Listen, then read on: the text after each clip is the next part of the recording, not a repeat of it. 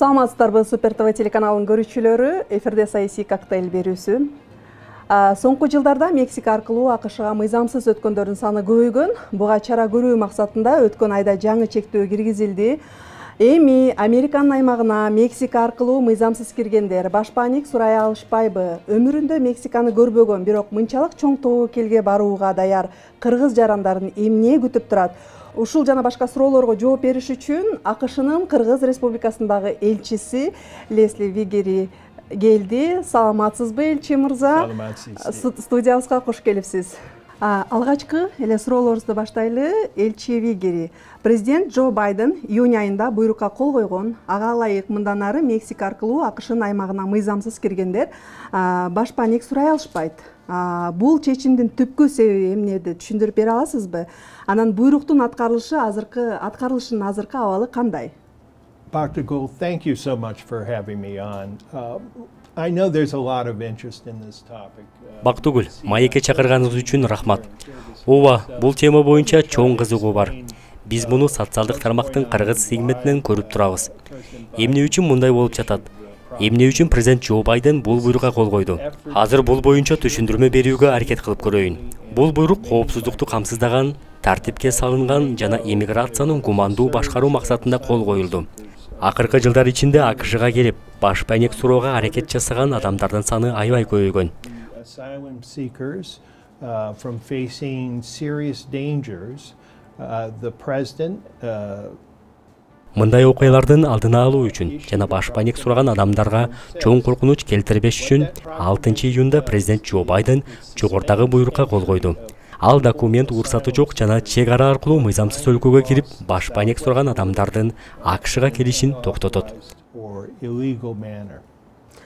Бул чектөө Мексика аркылуу мыйзамсыз киргендердин бардыгына тиешелүүбү? Мыйзамсыз киргендер кандай жагдайларда башпаник сурай алышат дагы, кандай жагдайларда сурай алышпайт? These are great questions. The proclamation that was issued on June 6th is really designed in many Мыкты суроо 6 июнда кол коюлган буйрук АКШга чек ара аркылуу кирүү режимин тартипке келтирүү үчүн бир катар жолдорду камсыздоо максатында иштелип чыккан. And are coming across the border in an unlawful or irregular way will not receive asylum. АКШга мыйзамсыз кирип, башпаник сурай тургандардын дээрлик бары. Эми башпаник ала алышпайт. There are some very narrow exceptions which would allow someone to claim asylum, but these are quite narrow. So for instance, if you were an Албетте башпаник суроонун башка жолдору бар. Бирок чек ара аркылуу мындай мүмкүнчүлүк болбойт. Бир гана өтө аз сандагы чектөөгө кирбеген жагдай бар. You had a very well-founded fear of persecution in your home country. In those cases, they would consider the asylum claim. But in almost all other cases, Мисалы, чек арада коштосу жок бала болсо, же өз мекенинде кандайдыр бир куугунтукка кабылган далил, жөөлүү адам болсо, калган башка бардык адамдар башпаник суроосу каралбайт жана АКШга кирүүгө тыюу салынат. Алар өмүр бою АКШга виза алуу укугунан ажыратылат. Мыйзамсыз иммигранттар башпаник сураганда аларды эмне күтүп турат? Депортациябы, кыргыз жарандары мекенине кайтарылган учурда Мексикада кала беришмек беле? What does await them is a very difficult process. Аларды эмне күтүп турат? Аларды детишерирээк оор процесс күтөт.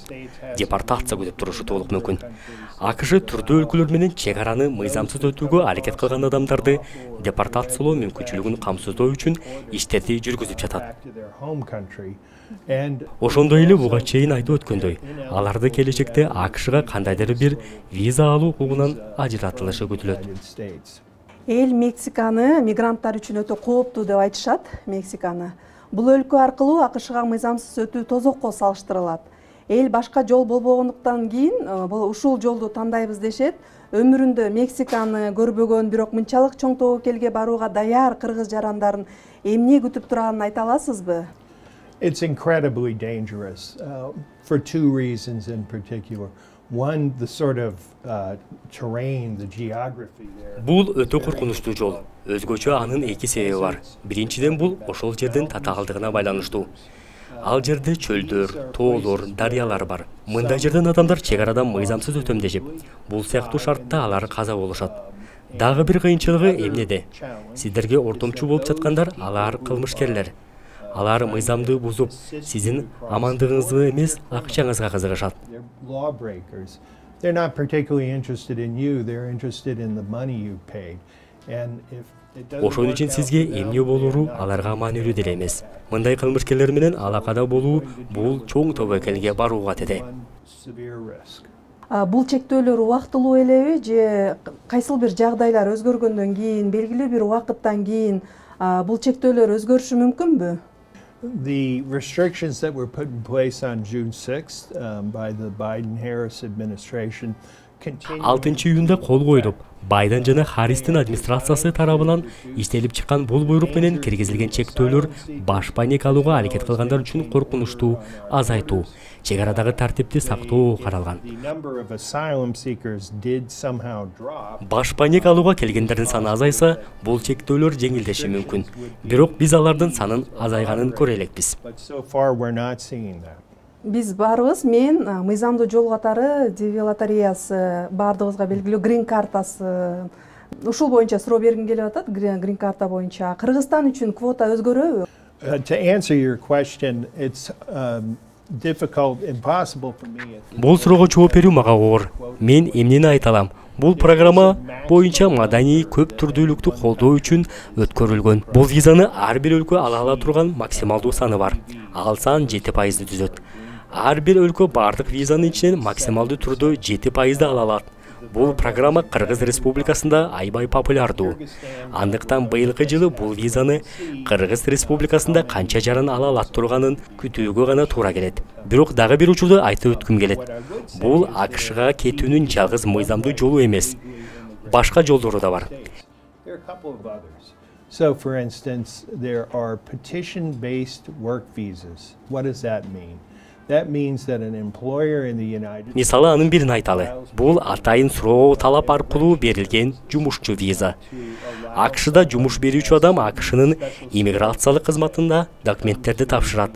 Кийин ал жөнөткөн сурам менен өзгөчө жөндөмдөрү бар адамдарды АКШга келип иштөө үчүн виза алууга мүмкүн. Андан башка дагы иммиграциялык визалар бар. Айтсак, үй-бүлөлүк маселелерге же абалга байланыштуу. АКШнын Кыргыз Республикасынын элчилиги визанын бардык түрүн берет жана биз мыйзамдын алкагында иш алып барууга чакырабыз. Рахмат, түшүнүктүү. АКШ өкмөтү март айында кыргыз жарандарына берилген жаңы туристтик жана ишкердик визаларын жарактуу мөөнөтүн 5 жылдан 10 жылга чейин узартты. Пандемиядан кийин АКШ элчилигине виза боюнча кайрылгандар өтө эле көп болсо керек. Азыр абал кандай болуп калды? Yeah, I think the developments in March were great, both for efficient processing of visas by the embassy, as well as... Март айында киргизген өзгөрүүлөр элчиликте виза алууну иштеп чыгуу процессин жакшыртып, АКШга туристтик жана бизнес сапары менен бара турган кыргыз жарандарына визанын жарактуу мөөнөтүн узартылды. 5 жылдан 10 жылга чейин узартуу жакшы жыйынтык берди. Ооба, пандемиядан кийин элчиликке өтө көп адамдар кайрылды. Кечиктирүүлөрдүн көбүн жокко чыгардык. Азыр анча-мынча кечигүүлөр бар. Бирок анын үстүнөн иштеп жатабыз. Өткөн айда жаңы система киргизгенбиз. Ал виза берүү процессин иштеп чыгууну сезетүүгө жардам берет. Биз учурда визага кезегин күтүп тургандардын саны азаят деп үмүт кылабыз.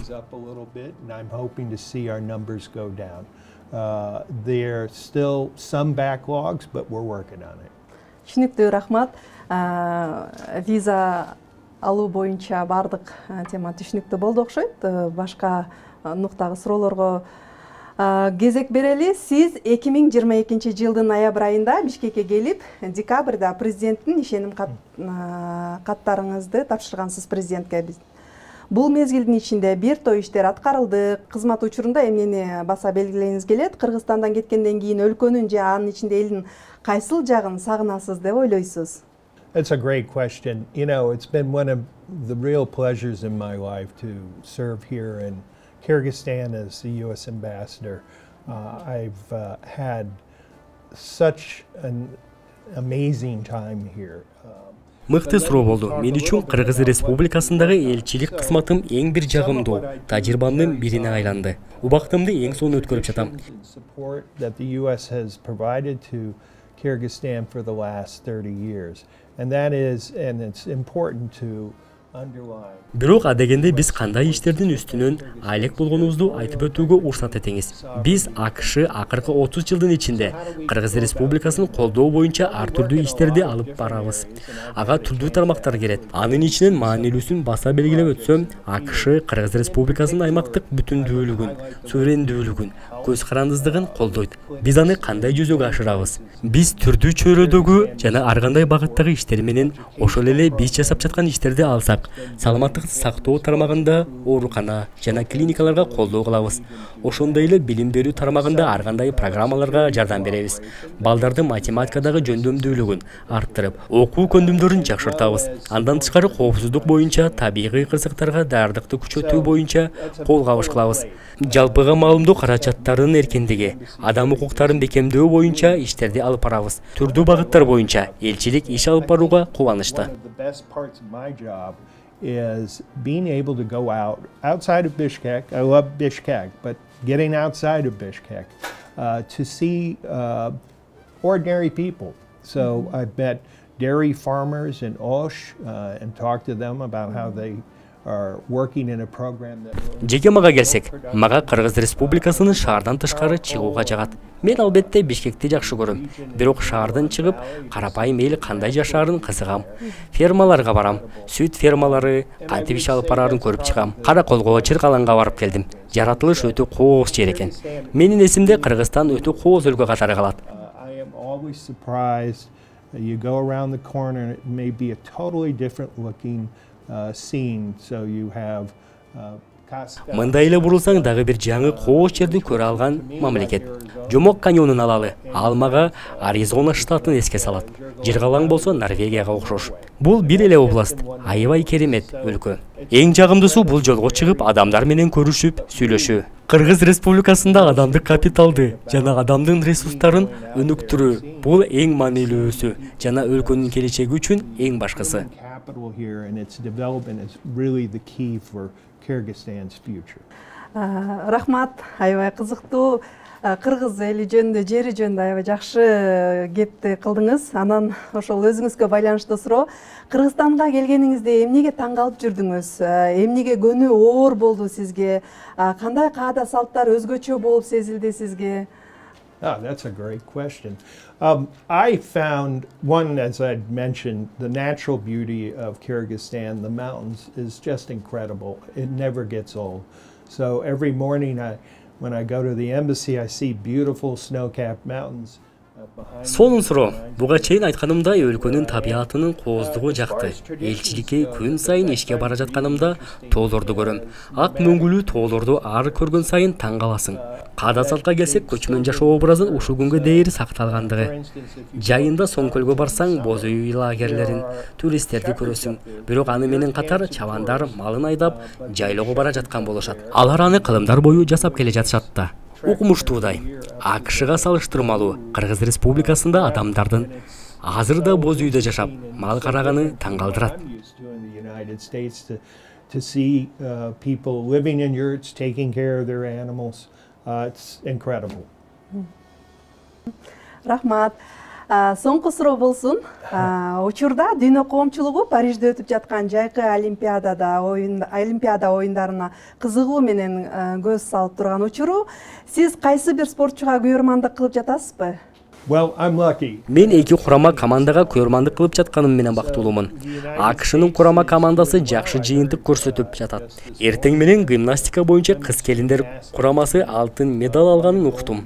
Мен учурда Кыргыз Республикасынын курама командасына да көз салып турган кезим. Алар спорттун бир катар түрлөрү боюнча катышып жатышат. Анын ичинен күрөш да бар. Өткөн Олимпиадада Кыргыз Республикасынын курама командасынан күмүш жана коло медаль алган балбандар бар экенин билем. Ошондуктан быйыл президент менен биргеликте Кыргыз Республикасынын курама командасы алтын медаль утуп алышын көргүм келет. Сонун. Урматтуу Вигер мырза, убактыңызды бөлүп биздин студияга аябай маанилүү коомдун, кыргыз элинин учурда күтүп жаткан маанилүү суроолоруна жооп бергениңизге, убакыт таап келгениңизге ыраазычылык билдиребиз. Сизге ишиңизге ийгилик каалайбыз. Дагы бир жолу рахматымды айтып коюуга уруксат этиңиз. It's been a real Сиз менен pleasure. сүйлөшүү аябай жагымдуу болду. Рахмат. Thank you. Урматтуу көрүүчү, бул менен саясий коктейль берүүсү өзүнүн соңуна келип жетти. Бүгүн биздин студияда АКШнын Кыргыз Республикасындагы элчиси Лесли Вигери болду. Ал сиздердин кызыктырган баардык суроолорго жооп берди деген ишениктебиз. Саламатта болуңуздар.